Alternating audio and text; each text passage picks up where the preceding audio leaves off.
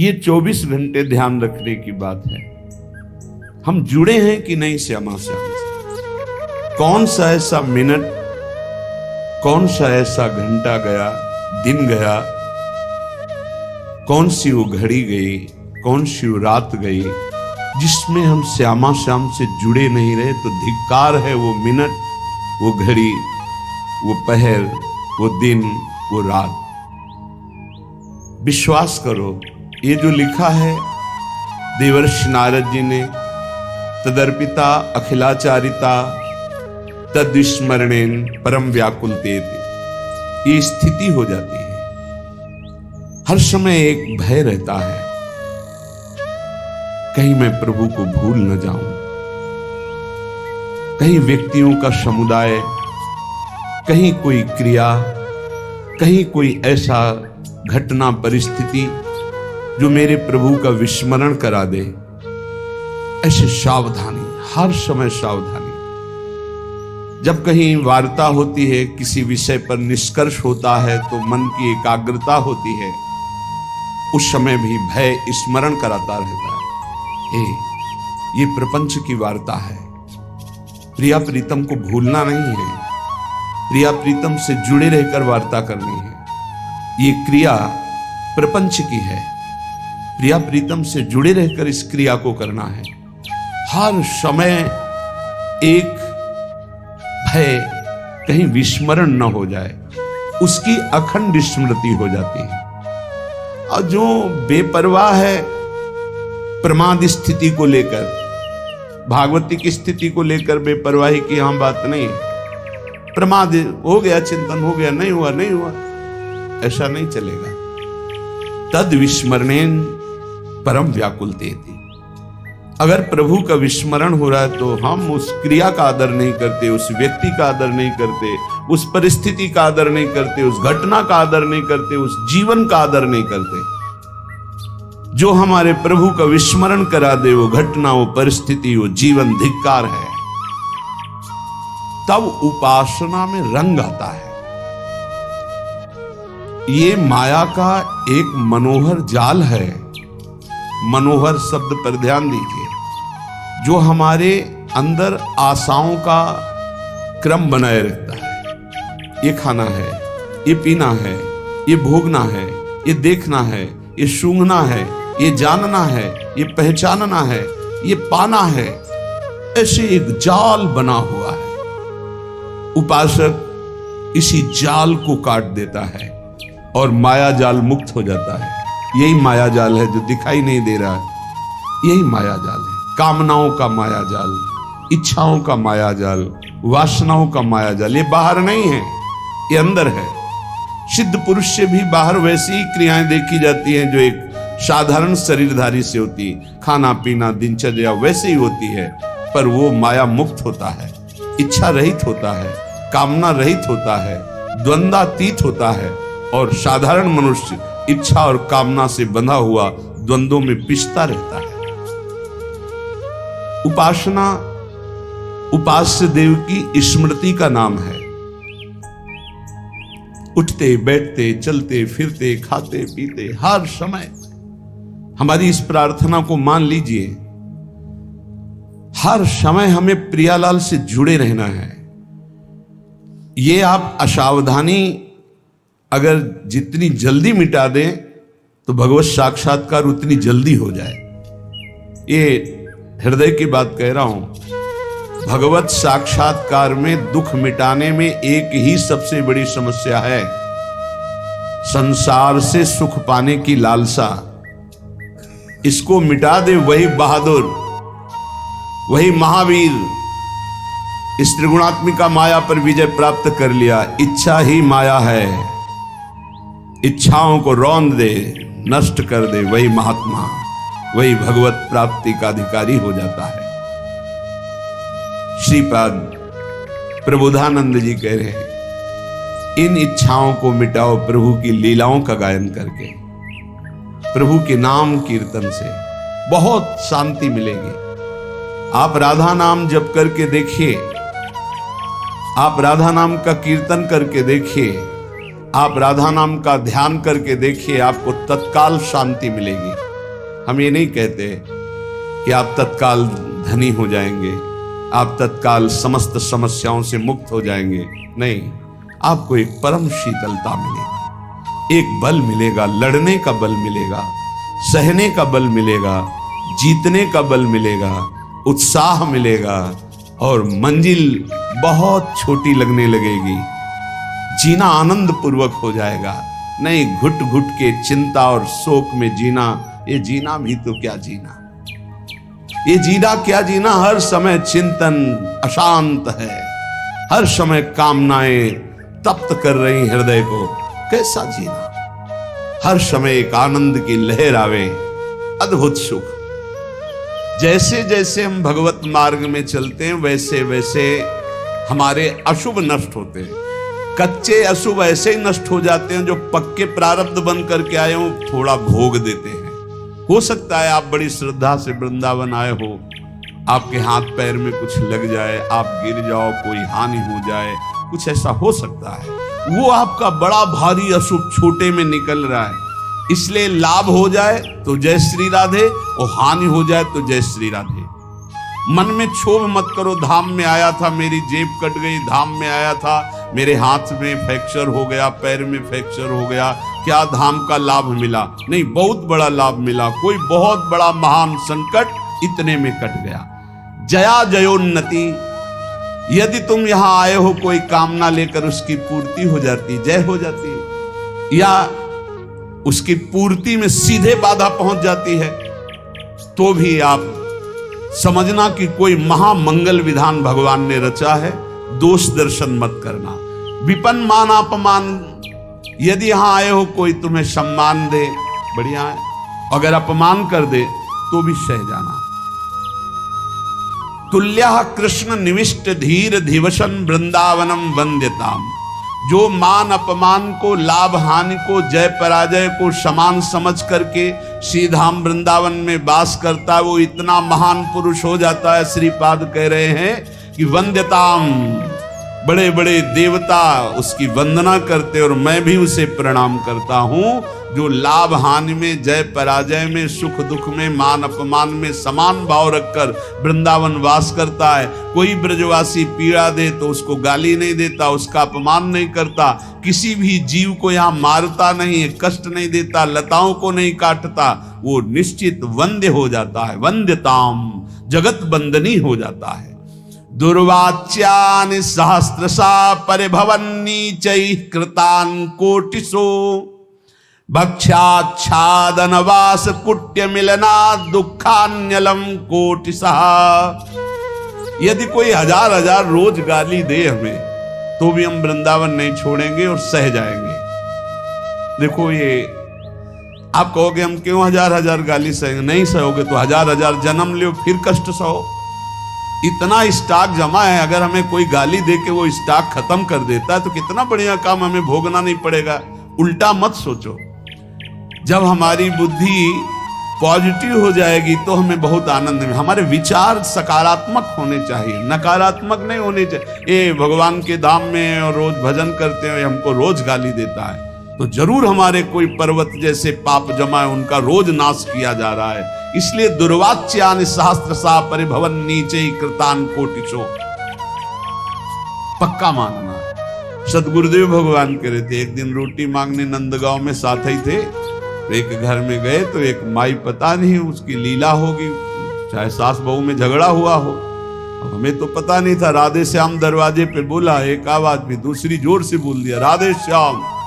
अरे एकदम ऐसे निकली और फिर सैकड़ों गालियां, जैसे पुरुष गालियां देते ऐसे सैकड़ों गालियां। और गुरुजी मुस्कुरा रहे, गुरुजी की तरफ देखा कि शायद कह दे आ जाओ, और देखा तो मुस्कुरा रहे थे, ऐसे कह रहे थे खड़े रहो, खड़े रहे। फिर बोलो राधे श्याम, 2-3 बार बोलने के बाद बुढ़िया निकली, अरे दे दे रे बाबा, रोटी दी, रोटी लेके महाराज जी इतनी गालियां। बोले ये रोटी तुम्हारे को बहुत सुख प्रदान करेगी, भजन में वृद्धि करेगी, और ऐसी जब गालियां मिले तो आनंद मनाओ कि श्री जी ने बड़ी कृपा की। ये देखो नंदगांव की सखियां हैं, ये सारे के सारे पाप नष्ट कर रही गालियां देकर के। एक बार परिक्रमा लगा रहे थे नंदगांव के गुरुजी के साथ, तो एक ब्रजवासिनी कंडा थाप रही थी, खड़ी हुई, देखा, ए बाबा आजा कंडा थपवा दे तो ये बिना परिक्रमा लगाए नंदगांव की परिक्रमा का फल मिल जाएगा। गुरुजी ने कहा चलो चलो थापते चल करके। बोले बिना थपवा बिना परिक्रमा के फल देने के लिए तैयार। बोले पक्का दे देगी। जब नजदीक गए तो कह रहे बाबा कुछ खाएगा? गुरुजी ने कहा दे, रुक जा, माठा और रोटी दौड़ के लाई दी और बोल जाओ परिक्रमा जाओ। अंडा नहीं थपवाए, वो बका बोल ऐसे। बड़े ये ब्रजवासी जन बड़े करुणा में, सच्ची कहते हैं आपसे, बड़े करुणा में। इनका प्यार दुलार देखो। हम जिन जिन घरों में जाते रहे, एक दिन ना जाओ तो ऐसे जैसे माँ विकल हो जाती है। ऐसे पूछे बाबा कल आयो ना है, रोटी रखी रही, इंतजार करते रहे, बाबा आयो ना। ब्रजवासियों को कभी कड़ुआ मत बोलो, ब्रजवासियों के चरणों में झुको, ये भगवत पार्षद है। बोले दुर्वाच्यान सहस्त्रसा परिभवन नीचे कृतान कोटिशो। वैसे कहीं भी साधना करो ये सहना पड़ेगा। अगर सहन नहीं किया तो आगे नहीं बढ़ पाओगे, भजन में आगे नहीं बढ़ पाओगे। भजन करने के लिए सहित सहित बाढ़े भगत इग्रे तन गुरुहित गार। भक्ष्याच्छादन वास कुट्य मिलना दुख्यान्नलम कोटिसा। यदि आपको वास की अव्यवस्था है, भोजन की अव्यवस्था है और कई प्रकार से लोग दुख देते हैं, आप सह जाना, वृंदावन मत छोड़ना, भगवत मार्ग मत छोड़ना। आप देखना इसका परिणाम देखना।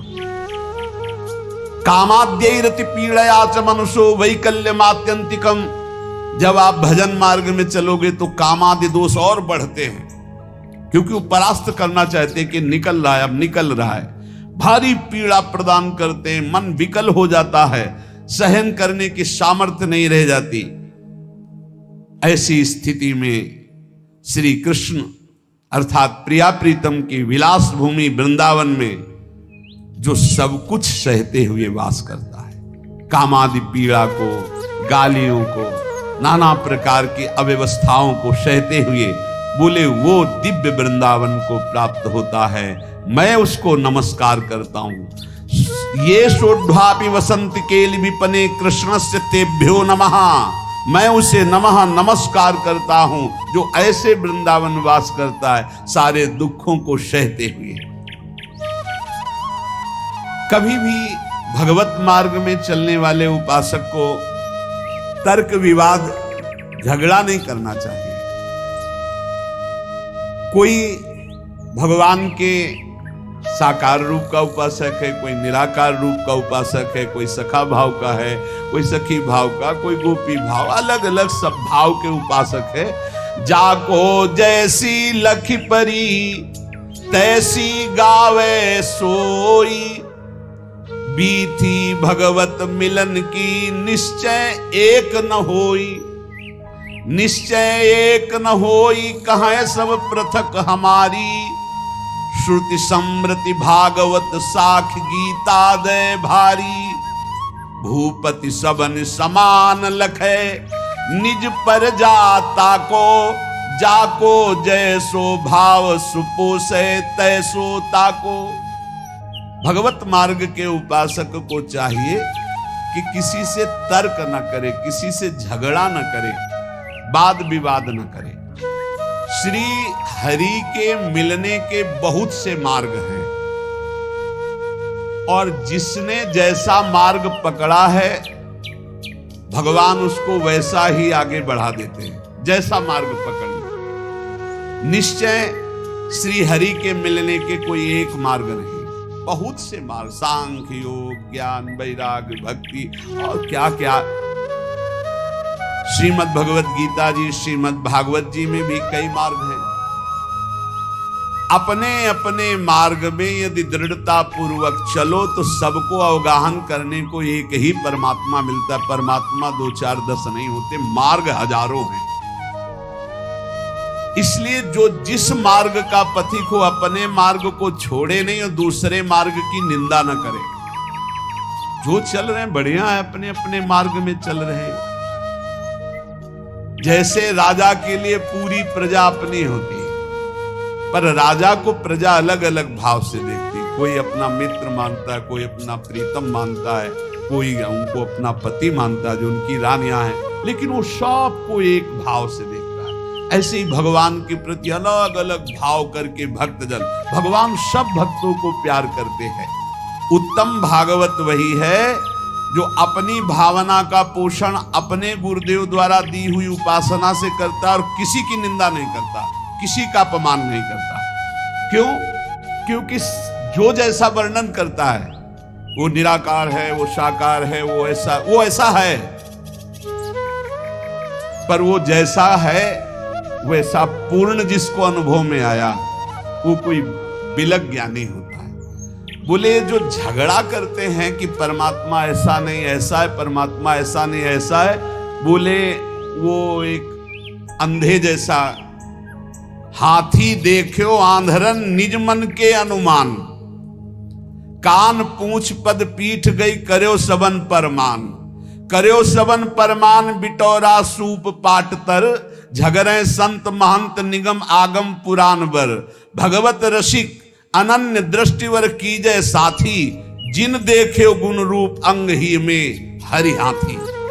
बोले एक बार कई अंधे खड़े थे, उन्होंने कहा कि ये हाथी कैसा, तो किसी के सामने कान आया, कान ऐसे देखा, किसी ने पूंछ पकड़ा, पूंछ देखा, किसी ने पैर, किसी ने पीठ, सब वर्णन करने लगे। किसी ने जब कान पकड़ा तो बोले हाथी सूप जैसा, किसी ने पीठ देखा तो बोले हाथी बिटौरा जैसा, किसी ने जब पैर पकड़े तो बोले खंबे जैसा, बोले हाथी खंबे जैसा, बोले नहीं सूप जैसा। कोई पीठ पकड़े, कोई पूंछ पकड़े, अपनी अपनी वर्णन कर रहे हैं। कान पूंछ पद पीठ गई कर्यो सबन परमान, हाथी ऐसा, हाथी ऐसा, हाथी ऐसा। सब लड़ रहे थे, झगड़ रहे थे। एक आंख वाला आया और उसने कहा लड़ो मत, तुम में कोई झूठा नहीं, सब सत्य है, क्योंकि तुम संपूर्ण हाथी नहीं देख पा रहे हो। तुमने केवल हाथी का कान पकड़ा, तुमने हाथी की पीठ पकड़ी, तुमने हाथी की पूंछ पकड़ी, तुमने हाथी का पैर पकड़ा। हम देख पा रहे हैं, तुम जितना वर्णन कर रहे हो सब हाथी के अंगों का वर्णन कर रहे हो, पूरा हाथी नहीं देखा। ऐसे ही कोई निर्गुण, कोई सगुण, कोई इतना, कोई उतना, जो झगड़ रहे हैं वो एक अंग को देखा, पूरा नहीं देखा।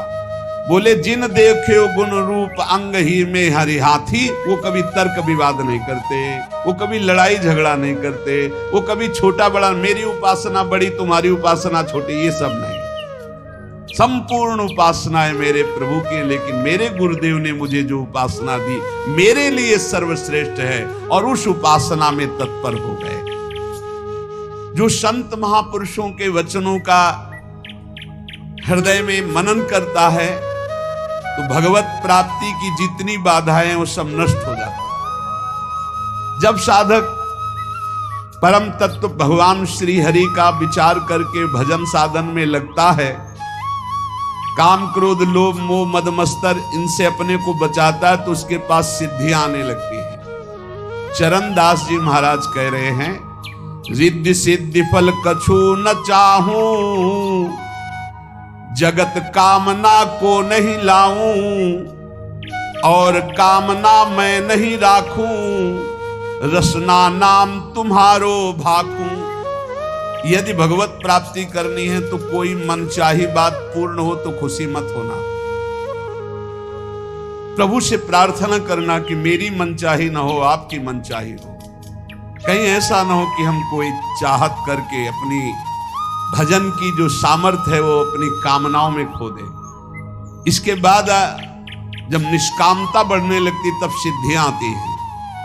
कोई भी सिद्धि, कोई भी चमत्कार होने लगे तो गुप्त हो जाए, उसको प्रकाशित न करे, कभी जानने न दे और कभी प्रयोग न करे किसी सिद्धि का, नहीं तो भगवत मार्ग में बाधा खड़ी हो जाएगी, भगवत प्राप्ति नहीं होगी। 84 लाख योनियों में बहुत दुख पाया, आज छूटने का अवसर आया तो सिद्धियां आकर के फिर फांस रही है। 84 में बहु दुख पायो, ताते शरण तिहारी आयो, मुक्त होन की मन में आवे, आवागमन सो जीव डरावे, तो रिद्धि सिद्धि फल कछु न चाहे। यदि आवागमन से मुक्त होना है, भगवत प्राप्ति करना है, तो रिद्धि सिद्धि भी स्वीकार न की जाए। प्रेम प्रीति में हृदय भीजे, यही दान दाता मुहि दीजे। हे प्रियालाल, आपके प्रेम में मेरा हृदय डूब जाए, यही मुझे चाहिए। मुझे रिद्धियां सिद्धियां नहीं चाहिए। अपना कीजे गहिए बाही, धरिए सिर पर हाथ गोसाई। हे स्वामी, हाथ पकड़ करके आप ये स्वीकार करें कि तू मेरा है और अपना कर कमल हमारे माथे पर रख दीजिए। चरणदास को लेहू उबारे, मैं आया तुम सेवन हारे। हे नाथ, मैं आपकी शरण में हूं, आप मेरा पालन पोषण करने वाले हैं। चरणदास जी कह रहे हैं, इस नगरी में, माया नगरी में बहुत सावधान, अगर यहां भजन कर ले गए तो तुम्हारा जन्म लेना सार्थक हो गया, और अगर भजन नहीं किए तो यहीं फंस जाओगे, फिर बार बार योनियों में बार बार जन्मना मरना पड़ेगा। भक्त जो आवे जगत में परमार्थ के हेत, आप तरे तारे परा मंडे भजन के खेत। जब भक्त यहां जन्मता है तो आप भी तरता है, हजारों लाखों को अपने साथ भगवत प्राप्ति कराता है। तप के बरस हजार हो, सतसंगत घड़ी एक। कितनी बड़ी बात करे, तो भी सरवरी ना करे, सुखदेव किया विवेक। चरणदास जी कह रहे, श्री सुखदेव जी महाराज ने ऐसा कहा है, 1000 वर्ष तपस्या करने का जो फल है, वो एक घड़ी भगवत प्रेमी महात्मा के साथ बिता ली जाए तो उसकी बराबरी नहीं हो सकती। तो भी सरवरी ना करे, सुखदेव कियो विवेक। क्यों? क्योंकि साधु संग से तत्काल भगवत प्राप्ति की इच्छा प्रकट होती है। इंद्री मन के बस करे, मन करे बुद्धि के संग। लेकिन साधु संग बुद्धि राखे, हरिपद जहां लाग्यो ध्यान अभंग। इंद्रियों ने मन को अधीन कर लिया, मन ने बुद्धि को अधीन कर लिया। अब जो विषय के प्रति इंद्रियां खिंचती, मन उनके साथ खिंचा, बुद्धि खिंची, भ्रष्ट हो रहा है जीव। लेकिन साधु संग करने वाले का क्या हुआ? बुद्धि शुद्ध हो गई, तो मन को अधीन कर लिया, इंद्रियों को गलत आचरणों से हटा लिया और भगवान के मार्ग में चल पड़े। बोले 1000 वर्ष तपस्या का जो फल है वो समानता नहीं कर सकता साधु संग, क्योंकि क्षण मात्र के संग से जीवन का परिवर्तन हो गया। इसलिए साधु संग से जितना लाभ मिलता और किसी साधन से लाभ नहीं मिलता।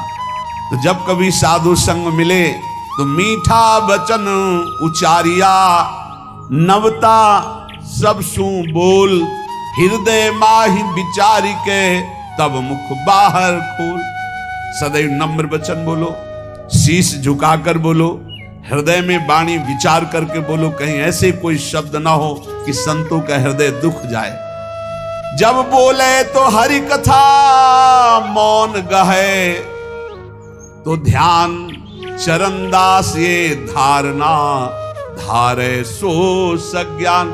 जब वाणी से बोले तो भगवत चर्चा, जब मौन रहे तो नाम जप करते हुए भगवान ध्यान, ऐसा जो करता है वो निश्चित भव समुद्र से पार हो जाता है। हे भाई, हमारे राम भक्ति धन भारी। चरणदास जी महाराज कहे, राजा न डांडे, चोर न चोरे, लूट सके नहीं धारी। हमारे राम भक्ति धन भारी। प्रभु पैसा और नाम रुपया, मुहर मोहब्बत हरि की, यह हमारा धन। बोले हम बहुत बड़े धनी हो गए, हमारे पास नाम भगवान का जो विराजमान है ये सबसे बड़ा रुपया है।